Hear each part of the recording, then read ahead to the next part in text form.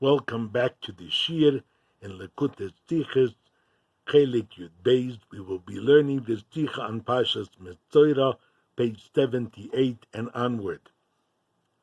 This is a Rashi's Sicha, however, it's a short Rashi, and you will be able to pick it up and the postuk on which it's based just from hearing it. If you have a Chumash Rashi in front of you, that's even better, but it's not necessary. Because this is a short Sicha, we will also be able to focus on some of the rules that the Rebbe develops for learning Rashi, and also some of the footnotes and references on the bottom of the pages. This is a Sicha from Tovshin Chof Hei 1965, when the Rebbe began giving Rashi's Sichos in memory of his mother, the Rebbe Chana Alei Sholem, who had passed away at the beginning of that year, Vov Tishrei, and the Rebbe instituted this limud in her memory for the sake of her neshama. The Rebbe carried it on in subsequent years, but particularly that year, the Rebbe would comment on the Rashi at the beginning and the end of the Parshiyos. So this is the Rashi at the beginning of Parshas Metzora. The entire Parsha deals with purification of a Metzora once his body has been cleansed from the affliction of tzoras. Then he must go through a procedure with taking two birds, one which was shechted, and one which was sent to fly out free, and korbanos, which he offered, and certain blood from the korbanos, which was put on different parts of his body, and a sprig of hyssop, ezoiv, which was dipped into the blood. So there are many details to the purification of the Metzora. So the postuk begins telling us, "Zois tiyeh toiras hametzora b'yoyim tohorosoi." This will be the law of the Metzora on the day that he is purified. Rashi comments on the words, "Zois tiyeh toiras hametzora." This will be the law of the Metzora, the leper, vegoimer, etc. And Rashi comments, Melamed, these words teach us, she'ein metarin oisoi balaylo. We do not do the purification of a Metzora at night. So again, what the Rashi's point, that the purification is not done at night, and that is derived from our postuk. Now, certain meforshim, the Rebbe refers to the Mizroki in the Be'er Makayim. Certain meforshim explain that what is Rashi basing his comment on? The words of the postuk, B'yoyim tohorosai. This will be the law of the Metzora on the day of his purification. If it says day, that excludes night. So we don't do the rite of purification at night. But the Rebbe disagrees with that comment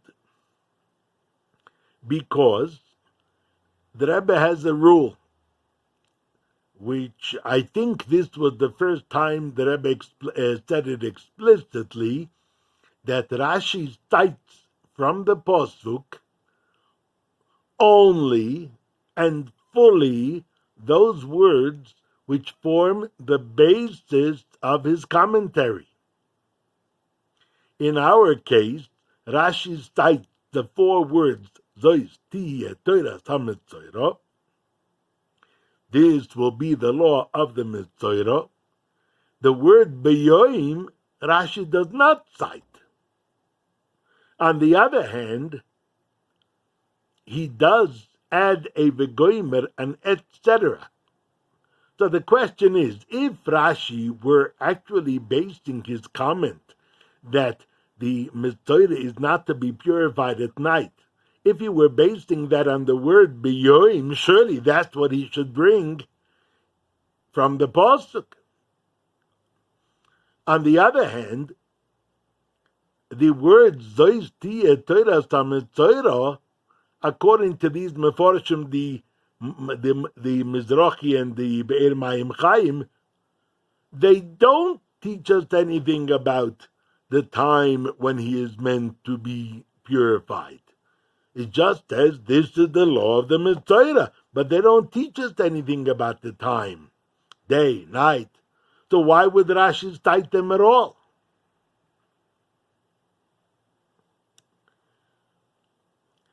So, in a footnote, the Rebbe also says that we shouldn't be mistaken to think that when Rashi comments on the beginning of a parsha, he always brings the first words of the parsha. That's not so.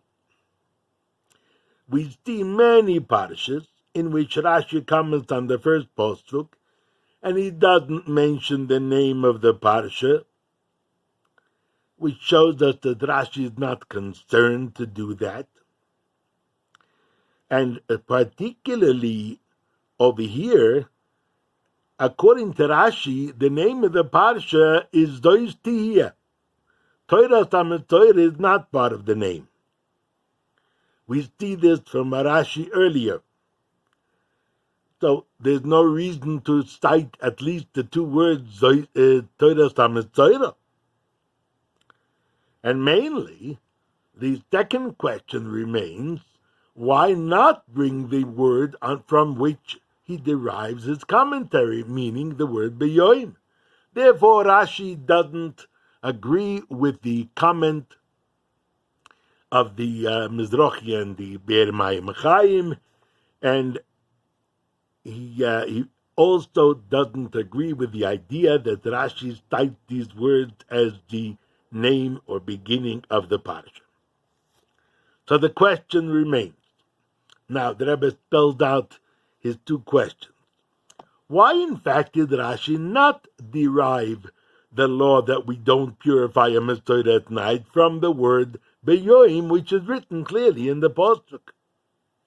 On the other hand, if Rashi cites the word Zois Tihiyah Toras HaMetzora, how does he derive from those words that we mustn't purify a Metzora at night? Third of all, Rashi cites those words and says, Melamed, they teach us that we don't purify a Metzora at night, instead of saying simply, Bayoim v'loy balayla. We do it at night, and by day, and not at night.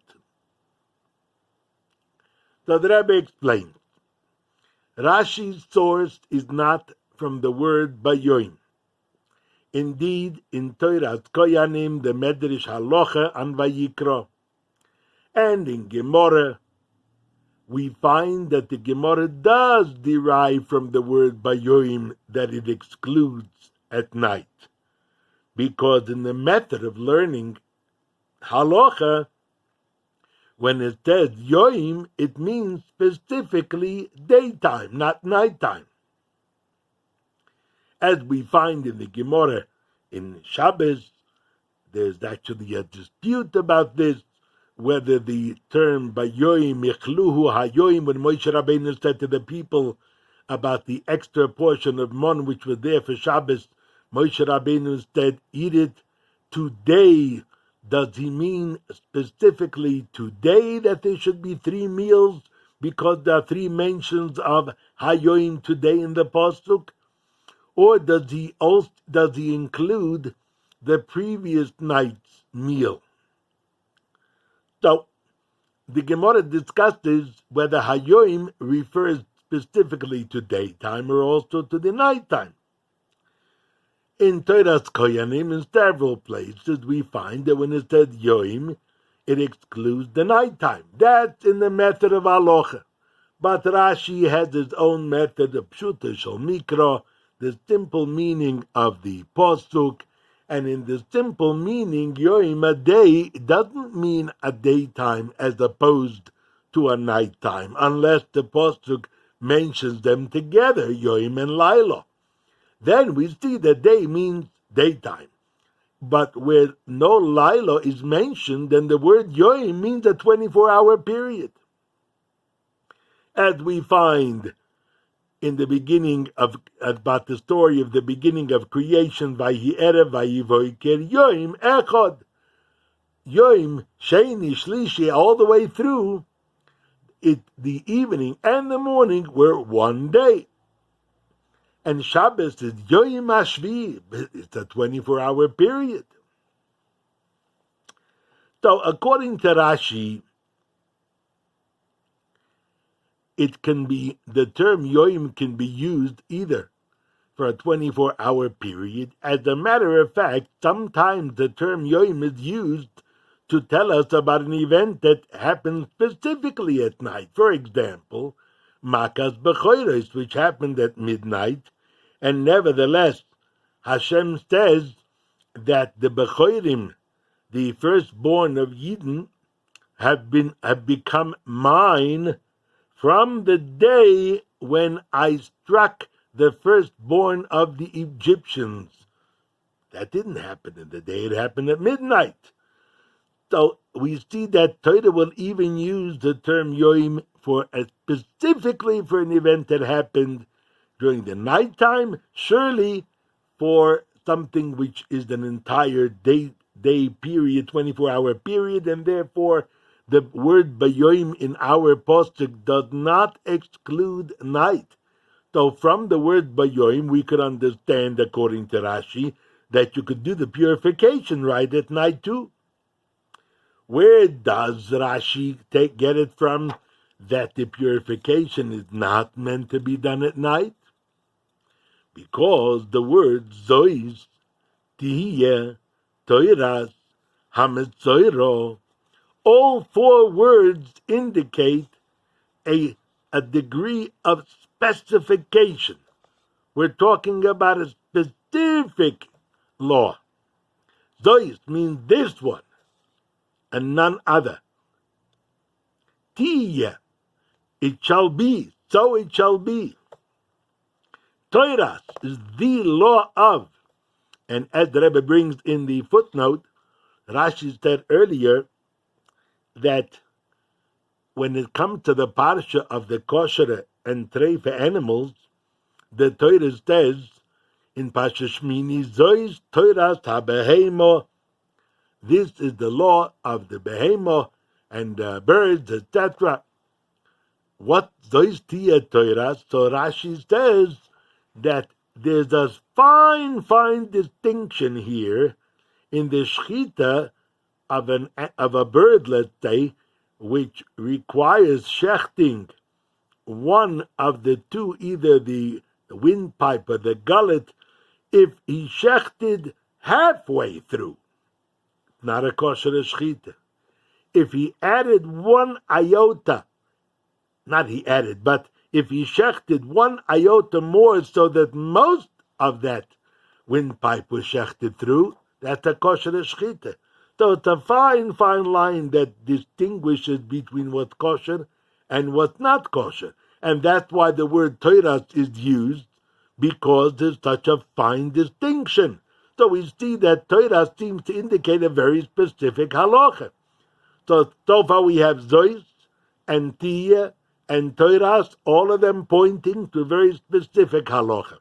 Ha-Metzora also is the Metzora. The Rebbe adds further.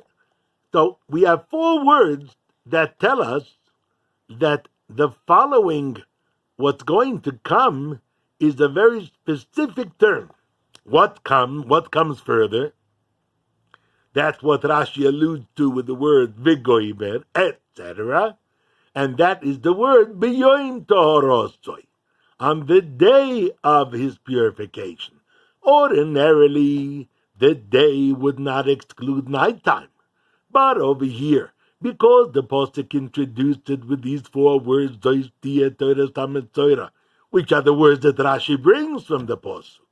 And all four indicate that we're talking about a very specific law. So that tells us that the Vegoimer, the etc., what follows in the Pasuk, is also specific, and it means daytime and not nighttime.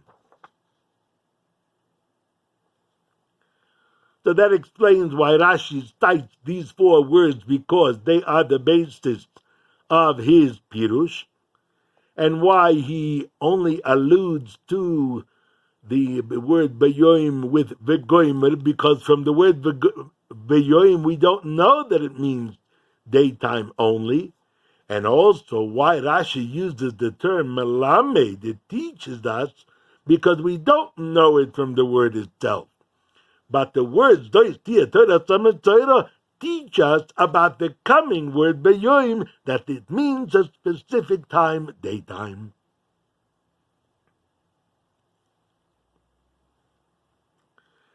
Now, said the Rebbe, there are certain Meforshim who ask a question on Rashi: why would Torah have to specify that the period of purification is only during the daytime and not at night, since, after all, part of the Metzora's purification consists of korbanos, and the Pasuk said earlier, "B'yoyim tavois toyes b'nei Yisrael lahovies korbaneim." In the day Hashem commanded B'nei Yisrael to bring their offerings. So we know from there already that offerings are meant to be brought only during the daytime. Since the Metzora's purification requires an offering as well, so obviously it has to be done during the day and not at night. Why this special pasuk to teach us specifically about a Metzora? That's what they ask on Rashi. And they answered different answers. There's an anonymous Tzivsei Chachomim, he just writes, Motosi, I found an explanation that because the Metzora's purification is different from most korbanos, I might have thought that the law is also different, that it could be brought at night, unlike all other korbanos. But the Rebbe, according to Rashi, the question doesn't even begin. That pasuk about korbanos, Rashi doesn't agree that in the Pshuto Shel Mikra, the word Bayoim comes to exclude bringing korbanos at night, that they mustn't be brought at night.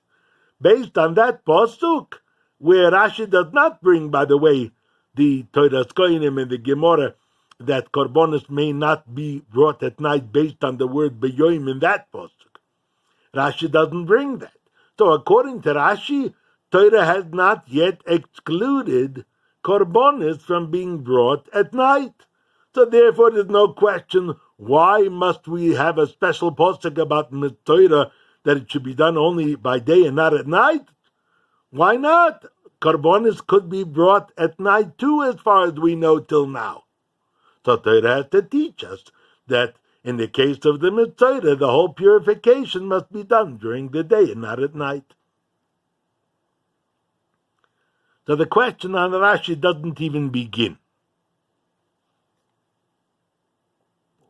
Now we can understand also why Rashi explains the Gemara, where the Gemara derives that the purification of the Metzora must be done in daytime and not at night. The Mishnah says in Masechta Megillah, it lists a whole lot of different things which are meant to be done during the day and not at night. And the Mishnah says, Kol hayoim kosher, the entire day period is kosher for the following mitzvahs, and one of them is letaras ha-Metzora, to purify the Metzora.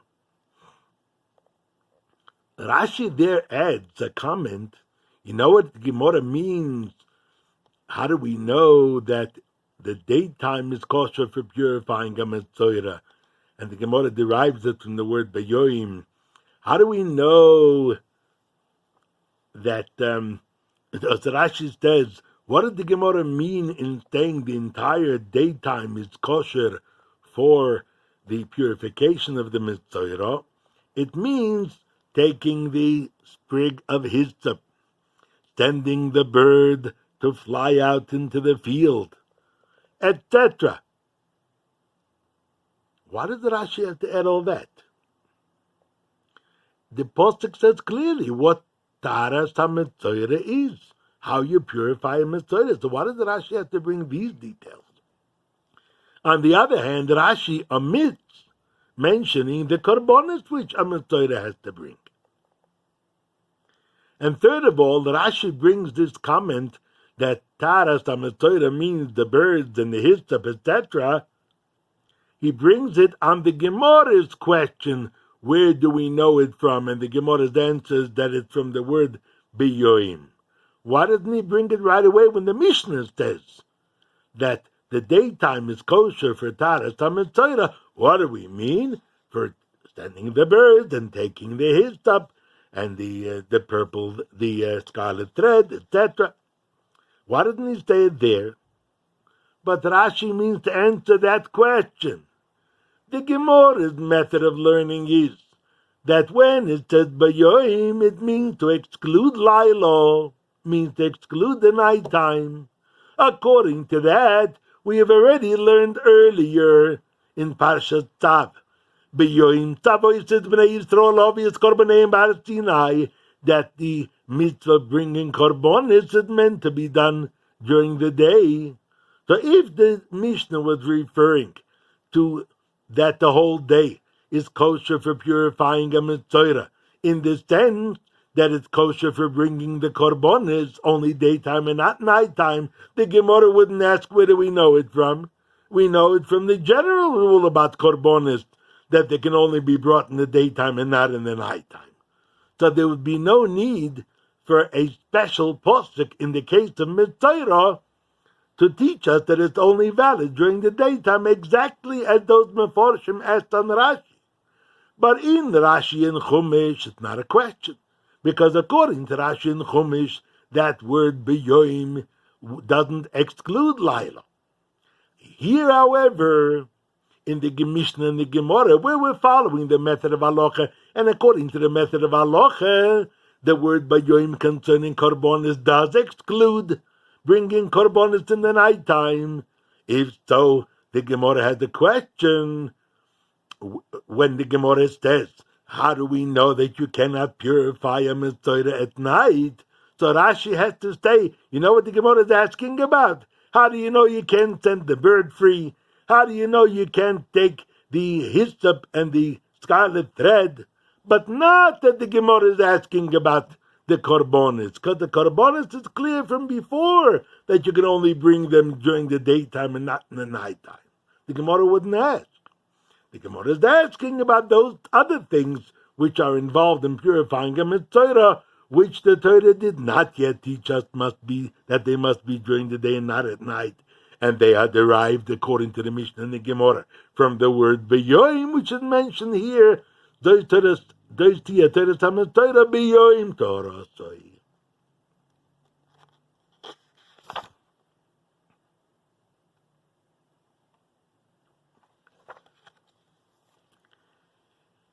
Now, the Rebbe proceeds to teach us a halachic difference between Rashi's method,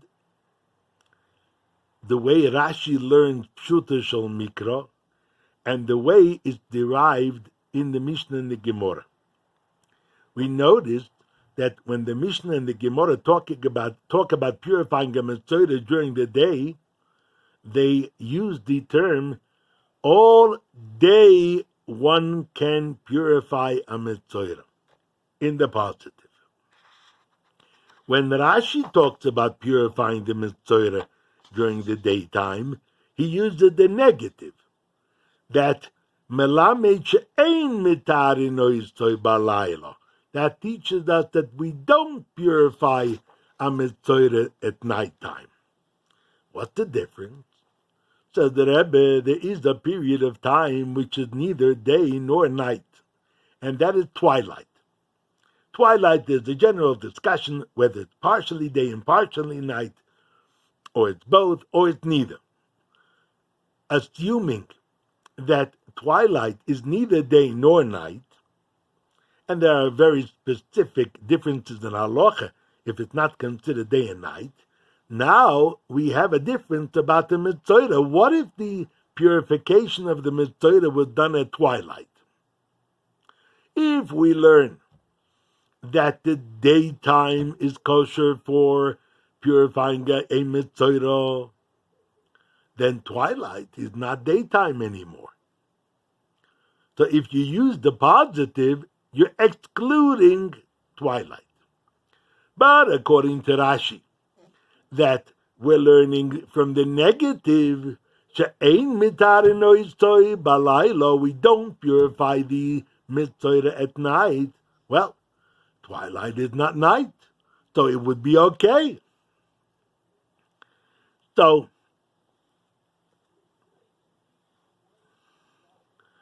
this is the difference between the way Rashi formulates it and the way the Toras Kohanim and the Gemara formulate it. According to the Gemara and the Toras Kohanim, we learn the exclusion of night from the word bayoim. So that means that anything that's not yoim is disqualified. Twilight is also disqualified.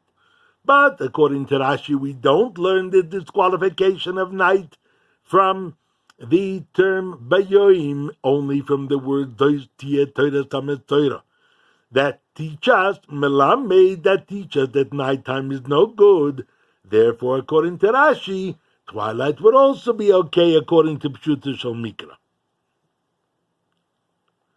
And finally, the Rebbe teaches us a deeper insight in Pnimius or in Yonim, according to Kabbalah and the Chassidus, in the idea of introducing the Parsha with the words Zois Tiyeh Toras HaMetzora.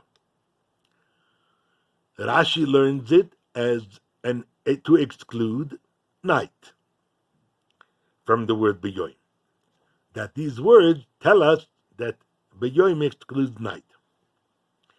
But according to the Alter Rebbe, before we go into the Alter Rebbe's Pirush, it's important to note that the Rebbe brought earlier from the Oir HaChaim HaKodesh that it would seem that the words Zois, Tiyeh, Toras, HaMetzora are bechlal redundant.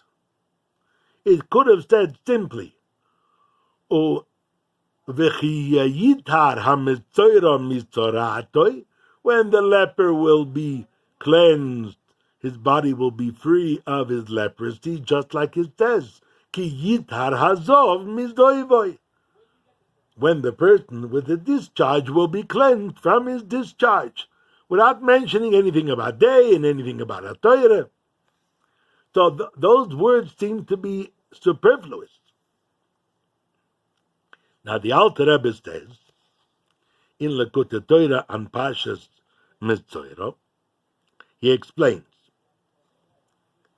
the word Metzora is a combination of Moitzi Ra or Moitzi Shem Ra, meaning that he takes the Shemois, the names, the letters of purity and Kedusha, and he takes them out of the realm of Kedusha and he puts them in the realm of Tumah, of Klippa.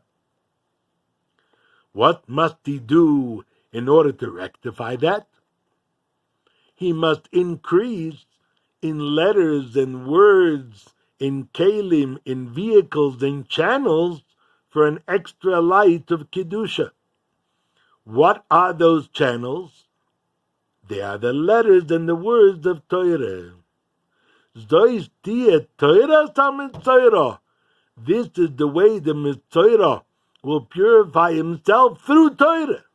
Through his Torah study, he brings about a profusion of letters and words, holy letters and words, not only holy, but in fact, names of the Eibishter, because as the Ramban says in his introduction to his commentary on Chumash, he says, Kol ha-Torah kulo shmoistov shel HaKodesh Baruch Hu. The entire Torah in different configurations and permutations consist of names of the Eibishter. Every word. So when a Metzora learns Torah, he draws down all these names and letters of Kedusha, of HaKodesh Baruch Hu, back into the world of Kedusha. That's what purifies him. It's true that in order to finalize his purification, he must come to the Kohen, and he must go through the entire rite of purification as is described in the Pasuk. But in order to be cured of his tzaras, he needs Torah. Torah is what brings Torah is the antidote to his taking the names and the words and the letters of Kedusha into the realm of Tumah. Torah counteracts that by bringing letters and words and names of HaKadosh Baruch Hu from the realm of Kedusha. Now, the Kohen has an additional role here.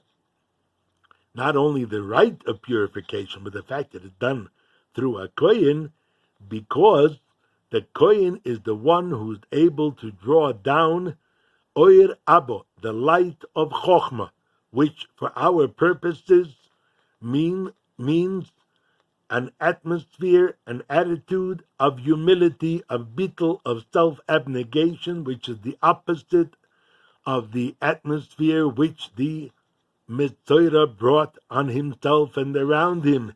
So he needs the atmosphere of the Kohen. The Kohen should be involved in his purification.